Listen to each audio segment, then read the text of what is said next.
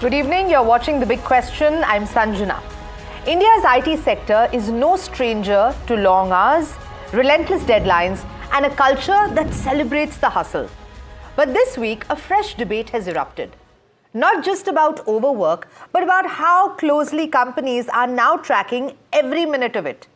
Infosys has begun emailing employees who log excessive hours from home, flagging them for breaching healthy limits, even as it expects them to clock at least 9.15 hours daily, 5 days a week, and to work from office 10 days a month. Now, at first glance, it sounds like a progressive shift, an acknowledgement that burnout is real and well-being matters. But for many employees, it feels like another layer of micromanagement and surveillance. Detailed logs of when you work, how long, and where. All of this comes in the shadow of Infosys founder Narayan Murthy's controversial call for a 70-hour work week, which, if you remember, had triggered outrage and a fair bit of soul-searching over whether India's knowledge economy is pushing workers to the brink. As companies like TCS to Genpact roll out new monitoring tools and stricter return to office mandates, the line between healthy accountability and intrusive oversight is now getting blurrier. So this evening's big question: are India's IT giants truly protecting their employees from burnout, or are they just repackaging old expectations in a more surveilled, micromanaged way? Because at stake isn't just productivity, it's trust, autonomy, and the future of work itself. Joining me to debate this is Ashank Desai, chairman of Mastech Limited, someone who's seen the evolution of India's tech workplace over decades.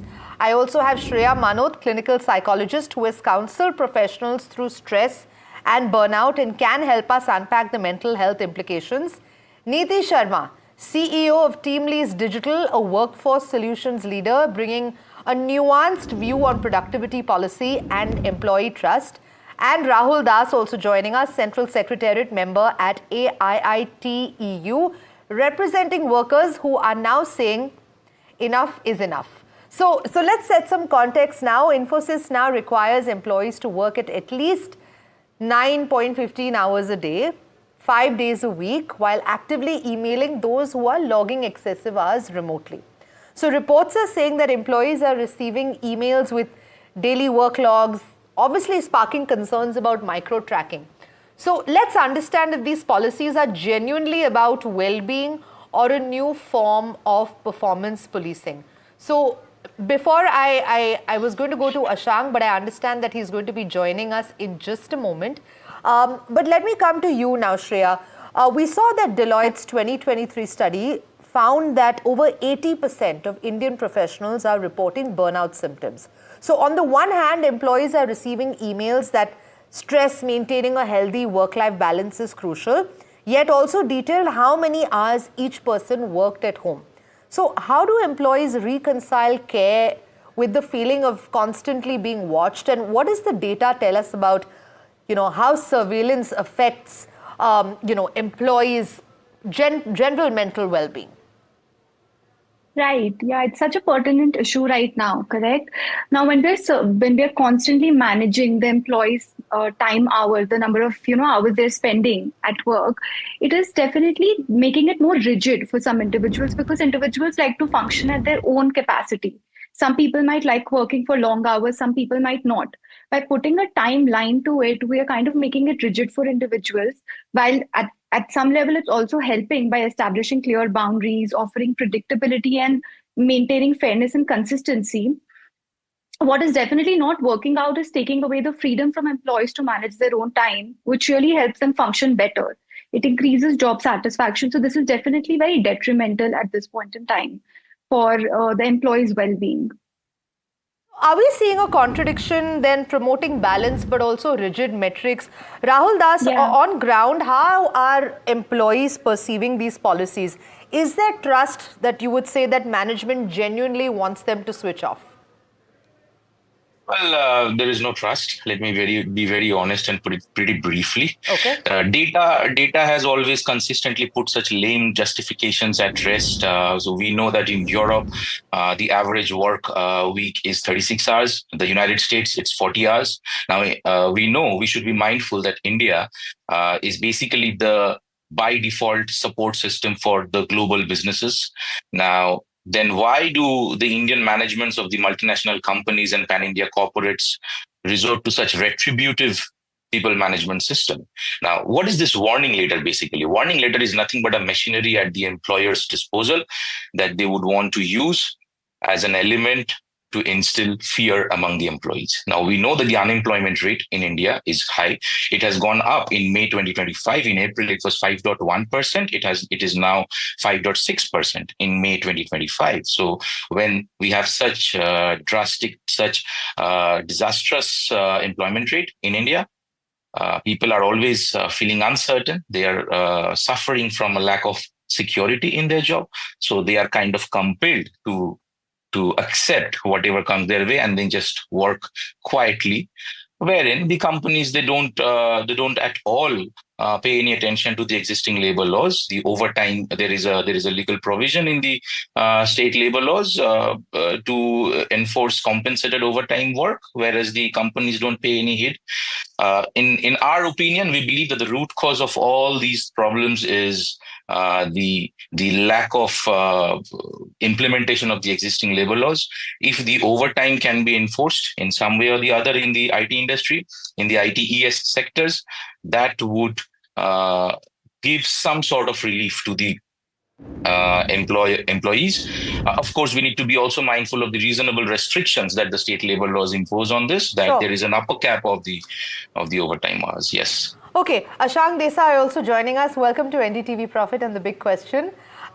You've built and led companies through India's IT transformation.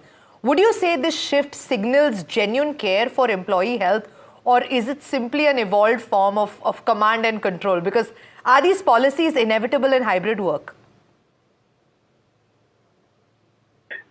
45 years of Indian IT industry history, which I have lived, we have grown 5,000 times from 50 million to 250 million. Okay. This would not have happened unless we took care, industry took care of the employees, and 6 million of them are working with us. And they themselves are extremely responsible employees. They do not take necessary instructions only from the company. They work for our customers. They understand value of serving their customers, and they interact with our customers in our business. Our IT services business, you must see what business we are in. We develop software, or we develop their processes and interacting with customers all over the world. So employees know what it means to be a work-life balance, and they have been in industry has been working along those lines. I don't know if there is some aberration somewhere. We are making as if whole industry is doing something. It's completely unfair statement to make that industry does not care about employees. We would not have reached this level of success without taking care of our employees extremely well. Of course, you can always find some exception somewhere and say that, okay, this is what going wrong. I think it is completely unfair to judge a company, the industry based on this. Is all that I would say at this point of time. Okay, fair. So let's also talk about the employer's dilemma, as Ashank Desai rightly laid it out. Accountability in the hybrid era. I'm going to refer a report by NASSCOM, which estimated over 55% of India's IT employees are still working in a hybrid model.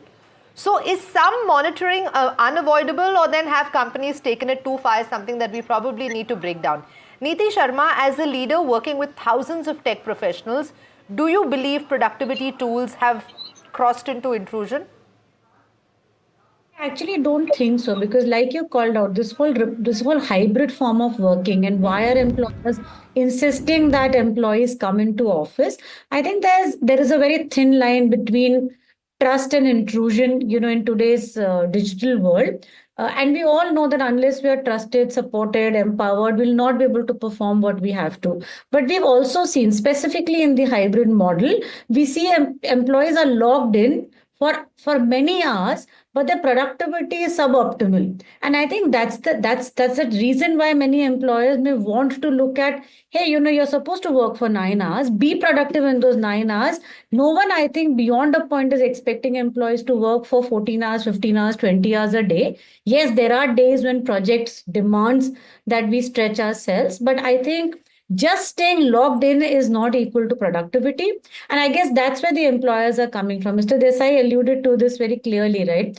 I think if we are able to give that balance to employees, and I think most employers, most IT companies have done very well in terms of giving the right infrastructure, the right support, the right handholding, learning, technology enablement, and also the hybrid model. I mean, why is it that IT is still talking hybrid, whereas many other industries have gone to full time coming back to office? So I think people understand that there is a need. Having said that, there will obviously be stray cases where somebody is really stretched, will need to work for the 12, 14 hours, but because of the 9-hour policy may have a challenge. And there are other stray cases on the other side where people are just logged in for hours together and the productivity is really low. So I guess the employers will have to figure out what works for them best. I mean, we're talking about Infosys today. Tomorrow it would be somebody else. Each one of us to our own. Whatever works best for me. And I'm sure that there are instances where employers have found employees not doing what they're expected to do within the timelines, and which is why these kind of policies are also coming back. And apart from all of that, employees have been crying hoarse saying there's no work life balance. I don't get time for myself. I perpetually, clued into onto my laptop. So here is an organization saying, hey, finish your work in the 9-10 hours that I'm giving you and take the next few hours off. I guess we'll have to just figure out a way which works for both of us, the employers as well as employees. Das, then what would you have willed or felt that maybe the companies could have done better if, well, let's give them the benefit of the doubt, if going by what Ashank and Niti are actually saying, how do you think they should have approached this then?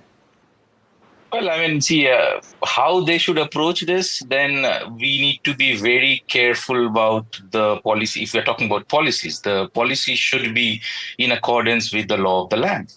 We have the law of the land. We had the 29 labor laws. We know that several other trade unions under the umbrella of Center of Indian Trade Unions have convened an all India general strike today as we are talking now. So what is the primary demand of this strike? The primary demand is basically to repeal the newly introduced labor code. Why do we oppose labor code? Labor code clearly rips off the employees. Even the definition of worker is going to be changed. Any person who is earning anything above 18,000 rupees per month will not qualify as an employee. And if they don't qualify as an employee, then what happens? Their employee benefits can be stripped off anytime. The whatever protection they had against illegal termination in the Industrial Dispute Act 1947 is going to go away pretty soon. So these are the reasons why we are in favor of this general strike. And going back to the question that when a person cannot meet the objectives, the work objectives in the 9 hours, only then they are made to work outside office hours, I would beg to differ in this case, because we have multiple cases across India that we as a union are trying to handle, wherein people, they deliver to the best of their abilities in those 9 hours that are allotted, that they are paid for, and then that is shift 1. And then the same day when he travels and reaches home, he starts another shift for 4 to 5 hours, that is shift 2 in the same day. And this additional 4 to 5 hours is never compensated. So that is why we keep reminding people that there is a law of the land that keeps the upper cap, that keeps a reasonable restriction on the overtime hours, and at the same time makes it mandatory for the organizations to enforce overtime payment, right? So we are not against work, we are not against productivity, but what we are just suggesting is that if you are making me work for more than 9 hours, wherein you are paying me for 9 hours, then you have to pay the overtime hours. The moment this thing is implemented, I believe this is the root cause. If this is implemented, then we and the pan-India corporates who are selling the Indian labor in the foreign market would realize that the labor is still being sold as cheap, but it is just not free. They are not stealing the labor from the employees free of cost. That is the only point that we would try to make here. And at the same time, the warning letter All those things, these are internal policies. If a company wants to increase the surveillance, if they want to micromanage, that would completely rely on the company, how they would want to enforce a policy within their organization. But it should stick to those 9 hours. A person cannot be forced to log in even after going home from office to provide some extra support and do some extra miles. And at the same time, that is not going to help in any way, because when the annual appraisal time period would come, the increment would still be 3%. That would definitely beat the flexible inflation target system that has been set by the government of India to address the inflation rate that is set to 4% plus minus 2%, the global inflation rate. So as I'm saying, the data reveals that we have 5.6% unemployment in May. The increment, the average increment, 3 to 4% hardly beats the inflation rate. So again, the data that we have as a union would kind of give you a different picture. So yeah, that's all I have to say here. Thank you. All right, all right. Ashank Desai, would you like to respond to that? As I said even earlier, to assume that Indian IT industry works where it is a command and control kind of environment is a misnomer. You can always pick one example, two examples somewhere and say that, oh, this is what is happening. As I said, there are 6 million people working in this industry. All of them are doing well, all of them are paid well. And as I said again, and I repeat, most of them work hard for their own volition. They carry the responsibility of doing the best job themselves. They think that it is a good thing to deliver to the customer service, because if the company does well, they also do well. So this is a whole system which is based on win-win solution over the last 45 years. Otherwise, we won't be here. If we had started as if it is made, as if we are kind of exploiting employees, we would not have reached here and we would not have become a global player. So, to say that somebody is working hard on a particular day, yes, it might be happening. I am not denying that. It would be happening if customer wants something, a service at a time. Now, some of these get reflected into the appraisal. Some of them get reflected into incentives, promotions, somebody who works hard. So there is no free work that is being done. Now, each company has a different policy. I don't want to get into overtime policies. But the point I'm making is, what is the context? The context is of a win-win with employees and customers and management to deliver best services to the world. And we are doing that, and in that, to say that we are exploiting, or some people may be taking an exception and showing it, is not fair, is all that I'm saying. Let's not paintbrush whole industry as if it is going all over. Is all that I'm saying, again and again. All right, accepted. Shreya, if the intent then is to safeguard health, what better tools can company use then instead of hourly reports like this? Right. I think the most important thing is, instead of, like, supervision is great. Like, it's nice to supervise and know what your employees are doing for you. But what would really help is to define core hours and flexible hours instead of just kind of putting it down to, okay, X to Y time, right?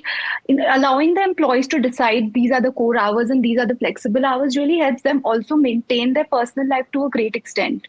What I also think is that when these policies are being actually implemented, it's very effective if you take the employee's thought process into perspective as well, because every employee is different. Just like some people like working extra hours, some people might not. There is a preference that individuals have. So it's nice to tailor your approach towards employees by focusing on what their needs are. It's also very important to make sure that you lead by example. For example, restricting after work calls. That is something that people on a hierarchical higher level can maintain, which is mostly not maintained. As much as it sounds great to hear that some employees like working extra hours to complete the work and deliver to the client, we also have to understand that sometimes they don't have the option to really complain because they don't have an option, right?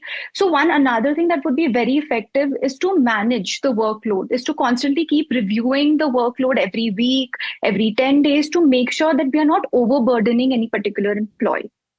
It's also great to offer flexible hours to employees to help them manage their time in a better way rather than the organization managing it for them.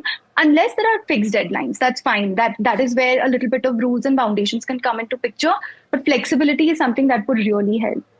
Okay, because I'm glad that you raised the aspect of flexibility, because Neeti, that also kind of brings in the aspect of your female employees, right? That would maybe prefer a hybrid model, would maybe prefer a model with some amount of flexible hours, because let's be realistic about the kind of unpaid and emotional burden that most women in the labor market or in the workforce actually have to take on. So from that perspective, I want to ask you, if you were advising Infosys or TCS or Genpact today, what would you potentially tweak in their approach?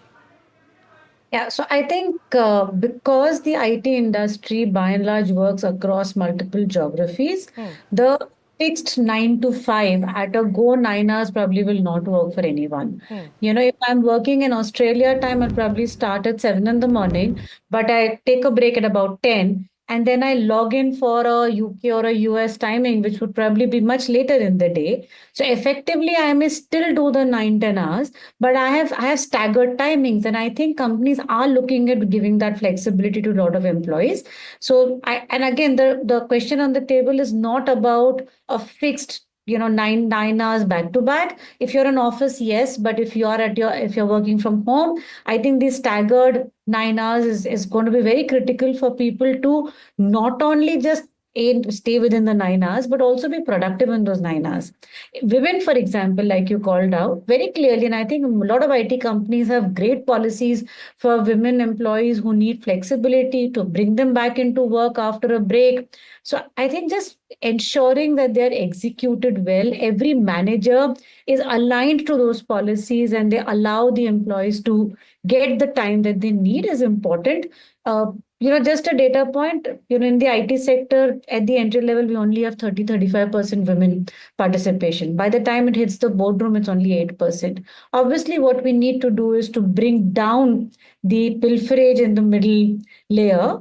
And that can only happen by just creating an ecosystem where women employees thrive.